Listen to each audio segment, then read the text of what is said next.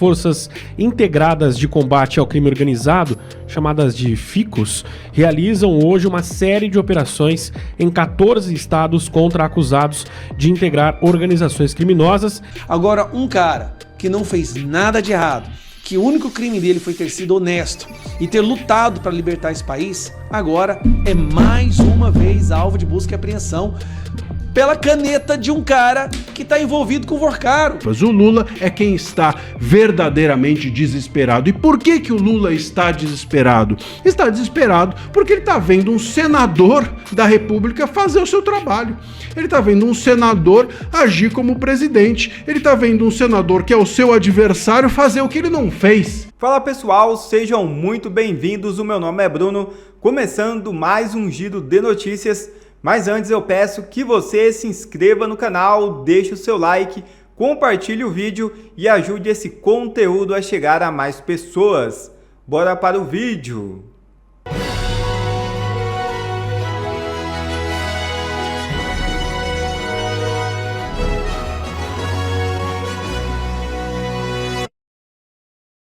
Justiça de São Paulo decreta prisão preventiva de alvo de sanções pelos Estados Unidos. É isso mesmo. A Justiça Federal de São Paulo atendeu a um pedido da Polícia Federal e decretou a prisão preventiva de Victor Henrique de Oliveira Shimada, um dos alvos de sanções pelo governo dos Estados Unidos por suposto envolvimento com o primeiro comando da capital. As informações são do Metrópolis. Na semana passada, Shimada havia tido sua prisão temporária decretada. Agora, a Justiça converteu em condição para a prisão preventiva. Ele segue foragido. A prisão temporária é uma medida exclusiva para a fase de investigação policial que restringe a liberdade de um suspeito por um período determinado para não atrapalhar o inquérito. A prisão preventiva, por sua vez, priva o acusado da liberdade antes de uma eventual condenação. Trata-se de uma ferramenta utilizada pelas autoridades para garantir o bom andamento e a segurança das investigações e do processo. A conversão da prisão temporária em preventiva também significa que, se for preso, Shimada não terá um prazo definido para ser colocado em liberdade, salvo se o novo status de sua prisão for revogado por outra decisão da Justiça. Moraes submete Bolsonaro a mais uma humilhação, manda a PF cumprir novo mandado na casa do ex-presidente, mas se dá mal. É isso mesmo. O ex-presidente Jair Bolsonaro foi alvo de um mandado de busca e apreensão em sua residência na manhã desta quarta-feira, em uma nova diligência da Polícia Federal autorizada pelo ministro Alexandre de Moraes. Segundo a defesa, os agentes procuravam por armas, munições, acessórios e documentos de registro eventualmente ainda em posse do ex-presidente. Nenhum material foi encontrado. A operação ocorre um dia depois de os advogados de Bolsonaro comunicarem ao STF o paradeiro das duas armas que ainda não haviam sido localizadas pela Polícia Federal. Segundo a defesa, todas as 10 armas registradas em nome do ex-presidente já estão sob custódia de órgãos públicos ou têm localização conhecida e informada às autoridades. A indignação nesse caso é simplesmente indescritível. Bolsonaro, mais uma vez, acorda hoje em sua casa, na qual ele cumpre prisão domiciliar, com a Polícia Federal batendo às suas portas às 6 horas da manhã. Depois de mais de um ano preso, Bolsonaro, mais uma vez, é alvo de uma busca e apreensão ordenada por Alexandre de Moraes. E aí é onde vem a indignação. Alexandre de Moraes, um cara que nem sequer deveria estar mais no STF, que deveria ter sido expulso por ligação com o Vorcaro, mensagens de visualização única, degustação de uísque, viagem no jatinho do Vorcaro. Hoje o Brasil já sabe o que foi que ele ficou de bloquear para o Vorcaro. Aquele contrato de 129 milhões, dos quais ele já ganhou, a esposa dele já recebeu 80 milhões e foi feito um segundo contrato para pagar o valor restante, mesmo depois da venda do Banco Master. Uma pessoa que já deveria estar atrás das grades continua pegando a caneta e dando ordens como um ministro do STF. Dessa vez, mais uma vez, o alvo, Bolsonaro. Bolsonaro, que está com a saúde debilitada, em prisão domiciliar, num julgamento que é a coisa mais absurda que já aconteceu no judiciário brasileiro, acorda porque Alexandre de Moraes queria criar uma armadilha. Moraes quer mandar Bolsonaro de volta para o presídio, mas precisa de alguma desculpa. A desculpa da arma encontrada com assessor do Bolsonaro, não deu certo. O próprio Paulo Gonet não quis pular nesse barco. Na verdade, Paulo Gonet já está se afastando do Moraes, vendo que a vida dele não vai... a vida política dele, né? Porque não é vida judiciária. A existência judiciária dele, a existência dele no STF não vai perdurar por muito tempo. Aí o Gonet faz um parecer contrário. A polícia faz um parecer contrário, dizendo que não foi uma falta grave. Alexandre de Moraes ficou numa situação onde ele queria mandar prender Bolsonaro, mas não podia. Aí o que ele mandou fazer? Mandou fazer uma nova busca e apreensão. Bolsonaro é alvo de busca de operação da PF para verificar se há armas e munições em casa. Advogados afirmaram que nada foi encontrado na residência. Agentes teriam chegado ao condomínio onde o ex-presidente cumpre prisão domiciliar por volta das 7 horas. Não encontraram nada. Alexandre de Moraes tentou criar um teatro. Achou que iria encontrar ali alguma arma, alguma munição, e aí poderia usar isso para justificar o retorno do Bolsonaro à Papudinha, ou até mesmo ao presídio normal, mas não encontrou. Cara, eu fico indignado porque o que essa pessoa, o que o Bolsonaro tem passado nesses últimos 4 anos, ninguém, nem o pior bandido traficante que o Brasil já viu passou. Na verdade... Vamos ser sincero, no Brasil, bandido e traficante, ele volta para casa, ele tem tapete vermelho, ele recebe tapinha nas costas e muitas vezes os bens apreendidos nos processos de busca e apreensão são devolvidos para ele. Nós estamos chegando numa situação do narco-estado no Brasil, que a droga daqui a pouco vai voltar a ser devolvida para o traficante. Eu não estou brincando, eu não estou exagerando. Agora, um cara que não fez nada de errado, que o único crime dele foi ter sido honesto e ter lutado para libertar esse país, agora é mais uma vez alvo de busca e apreensão pela caneta de um cara que está envolvido com o Vorcaro. Me desculpa, cara. Eu não consigo acreditar que a gente está vivendo num país que está em passos largos, acelerados para um declínio moral, social e jurídico. E as pessoas aceitam como se fosse normal. O fato de Alexandre de Moraes ainda estar tomando decisões e inquéritos é uma aberração. Se o Dias Toffoli abriu mão da relatoria da investigação do caso Master por ter se descoberto que era sócio oculto e ter recebido dinheiro do Vorcaro, o que dizer do Alexandre de Moraes? Visitou, viajou no jatinho, mensagem de visualização única, ficou de bloquear a busca e apreensão e as investigações contra o Vorcaro. A esposa recebe um contrato de 129 milhões, que o contrato negociado diretamente com o Daniel Vorcaro pelo WhatsApp. O que mais falta? Até quando o povo vai acordar? É um tapa na cara todos os dias o fato dessa pessoa continuar sentado numa cadeira do STF. E pior, ano que vem, vira presidente do STF. Ou a gente faz maioria no Senado, ou esquece, cara. Me desculpa, é arrumar as malas e ir embora. Todo mundo no Brasil. Aí sabe o que vai acontecer?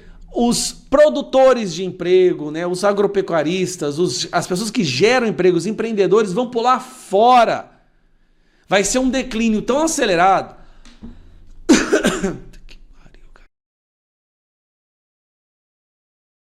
Depois do discurso de Flávio Bolsonaro em Washington contra as tarifas, o Lula saiu na imprensa dizendo que o Flávio Bolsonaro está desesperado. Olha, eu não vejo desespero nenhum. O Flávio Bolsonaro, no dia seguinte ao seu discurso, já agendou mais 3 dias em Washington, com 3 reuniões extremamente importantes, que eu vou te contar agora quais são, e parece que o desespero tá do outro lado, que o desespero tá no Lula. Eu vou te explicar essa história toda agora.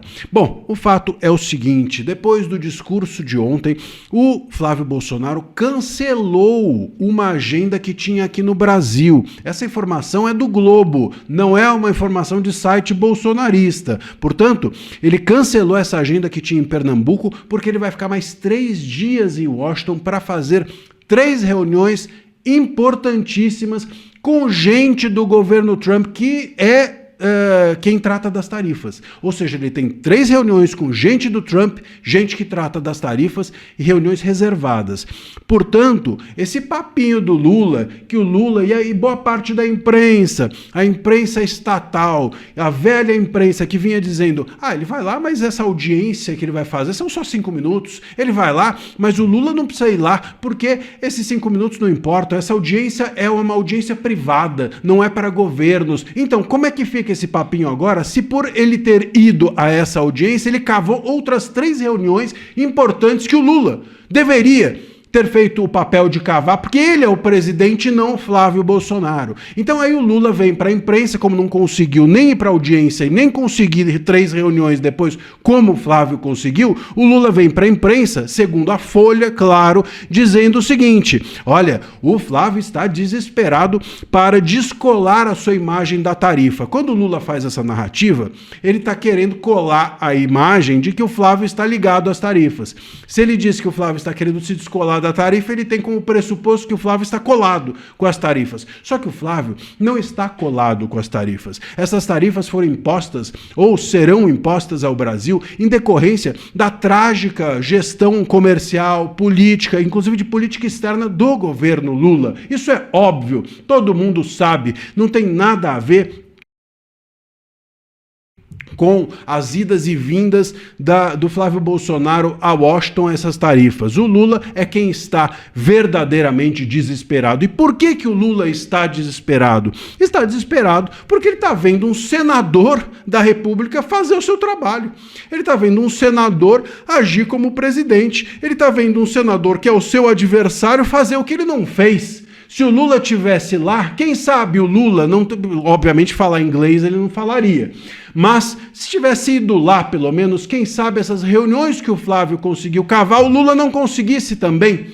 Ora, não tentou, quem não arrisca não petisca, não é? Quem não arrisca não merece viver o extraordinário, não é assim que a molecada diz hoje em dia? Meus caros, o Flávio foi, arriscou, falou 5 minutos, foi na audiência, esteve lá e agora tem essas 3 reuniões importantíssimas. E o desespero do Lula, maior, total, o grande desespero, sabe qual é? Eu vou te contar agora, mas antes quero pedir que você se inscreva aqui no canal, que a gente descobriu que 56% das pessoas que assistem diariamente as minhas análises ainda não está inscrita no canal. Pô, se inscreve aí, clica no botão de inscrição, é grátis e faça parte da comunidade aqui do canal. Bom, a grande cereja desse bolo, o grande desespero do Lula é que se houver o recuo, não tem jeito. O Flávio foi várias vezes, o Flávio falou, demonstrou e etc. Se houver o recuo do Trump em relação à tarifa, esse louro, essa vitória será inteira do Flávio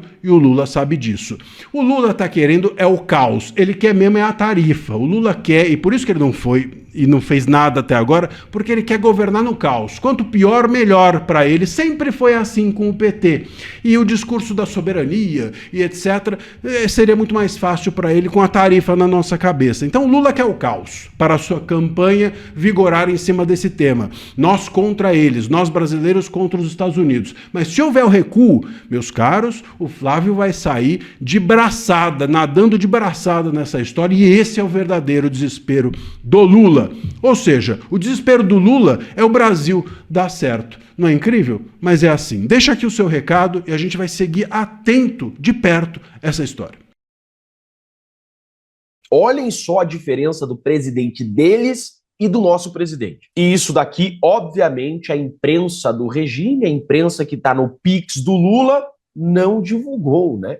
Flávio atua nos Estados Unidos contra tarifaço e enfraquece narrativa de Lula sobre ameaça à soberania. Flávio Bolsonaro esteve ontem nos Estados Unidos defendendo a soberania nacional. Flávio foi até os Estados Unidos ontem, participou de uma audiência pública e pediu para o governo americano reconsiderar o tarifaço. Uma fala exemplar. Flávio é um advogado, um senador muito preparado, justificou com excelentes argumentos o porquê esse tarifaço só prejudica o cidadão brasileiro de bem, só prejudica o trabalhador, só prejudica o pagador de imposto e só ajuda o governo Lula. Flávio pediu, então, para que o governo americano cancele o tarifaço contra o Brasil, uma verdadeira defesa da nossa soberania. Aí, a imprensa tradicional, a verdadeira velha imprensa, não repercutiu nada disso. Mas aqui está a nossa munição. Nossa arma é a nossa rede social, é a nossa internet.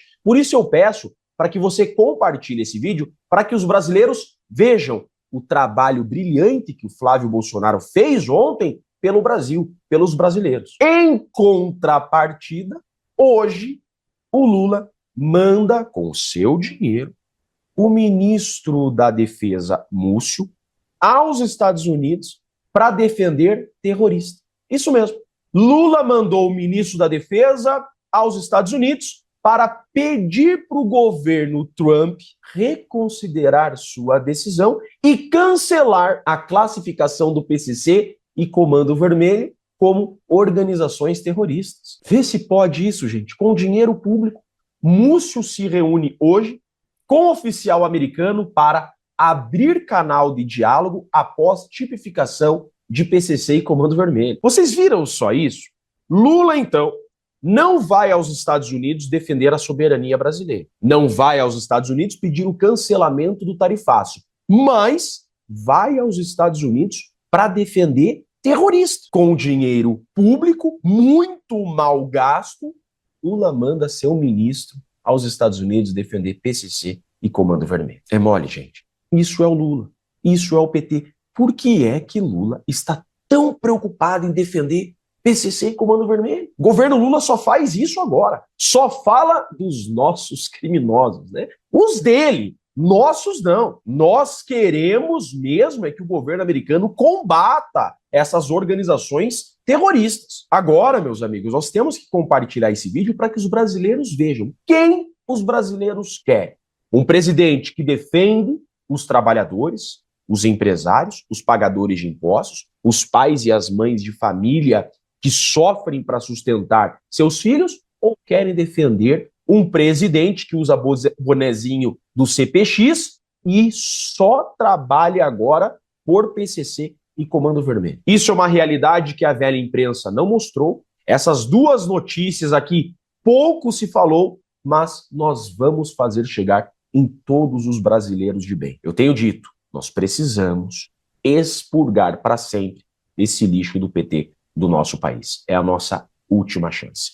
Estamos juntos, não vamos jogar a toalha, nós vamos salvar o nosso Brasil. Eu sou Jeffrey Chiquini, sou advogado e deixo aqui um grande e forte abraço a todos.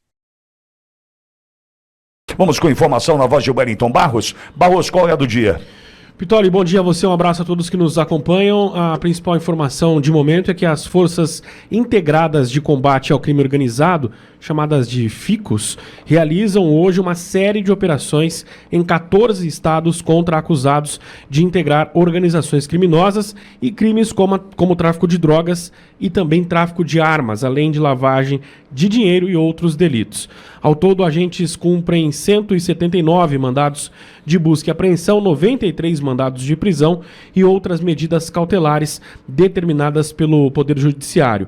A ação é realizada simultaneamente nesses 14 estados que eu mencionei.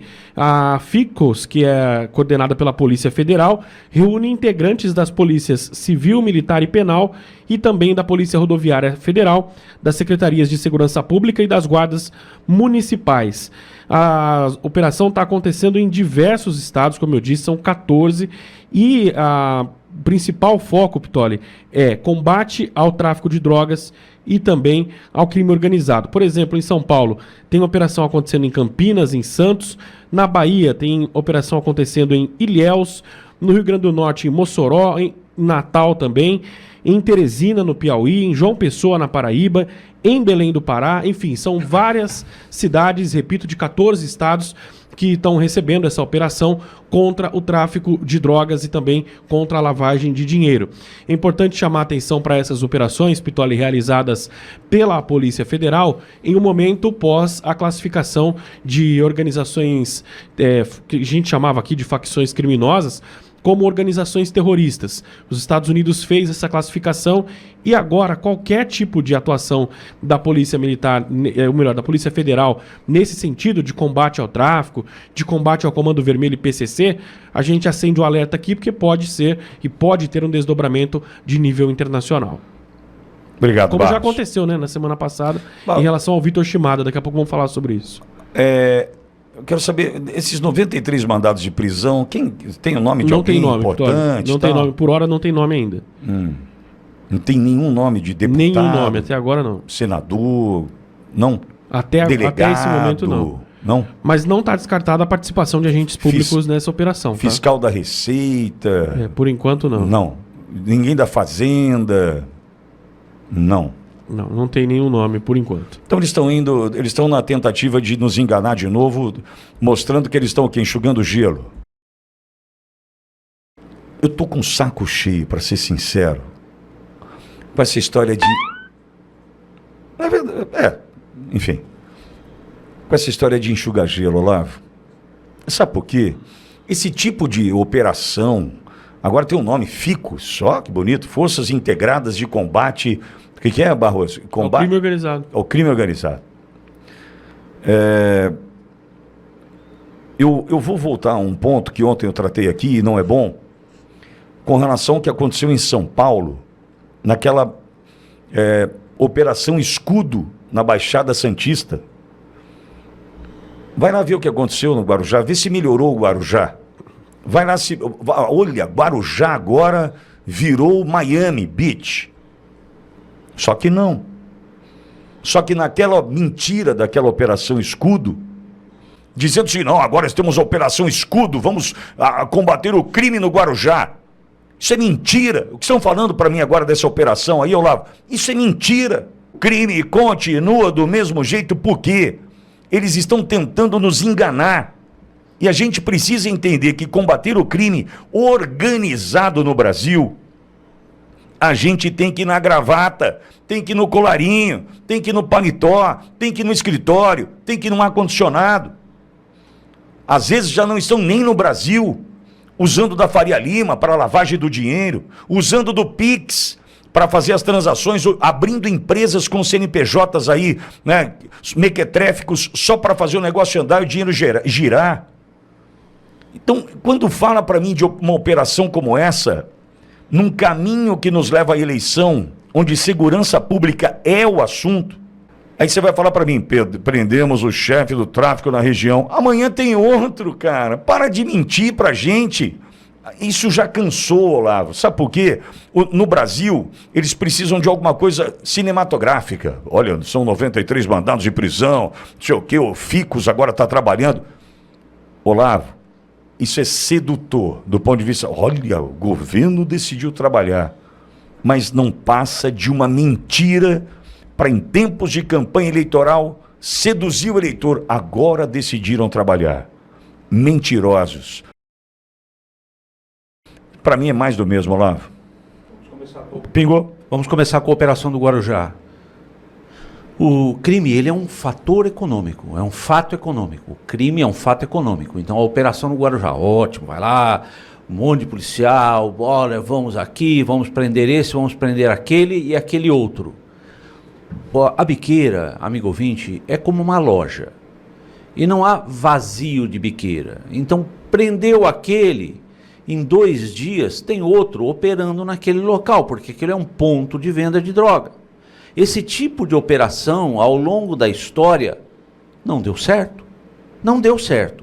E eu não critico, sempre vou fazer essa ressalva, não estou criticando o policial de ponta, aquele que foi lá, que deu a cara, que quase tomou tiro, que teve que se esconder, que se abaixar, que teve que botar sua vida em risco. Não é esse não. É a coordenação de segurança pública que prefere esse espetáculo, as luzes do espetáculo, do que medidas efetivas de estagnação financeira, que é o que acaba com o tráfico. Vamos agora então sobre a operação do Fico. Mas que coincidência é essa? Uma operação contra o crime organizado no Brasil, enquanto nós discutimos nos Estados Unidos uma questão da corrupção no país, sob o risco de sanção. Uma puta coincidência, mas coincidência demais. Soltar essa operação agora. E de novo, insisto nesse ponto, de novo, beleza. Vai lá, cinematográfica, câmera, o filme, olha lá o número do carro correndo, o número de policiais, fuzil, pistola, pá, pá, pá. E a estagnação financeira? Só lembrando que as empresas que foram punidas nos Estados Unidos tiveram suas contas bloqueadas. E aí? Mas, Pitoli, enquanto o espetáculo da operação policial acontece, a mando da Coordenação de Segurança Pública e da FICA, eu falo do país, não há efetivo ou dinheiro para fiscalizar as fronteiras e impedir a entrada de fuzil e entrada de droga. Quando o Pittoli fala em quando o Pittoli fala em enxugar gelo, é disso que ele está falando.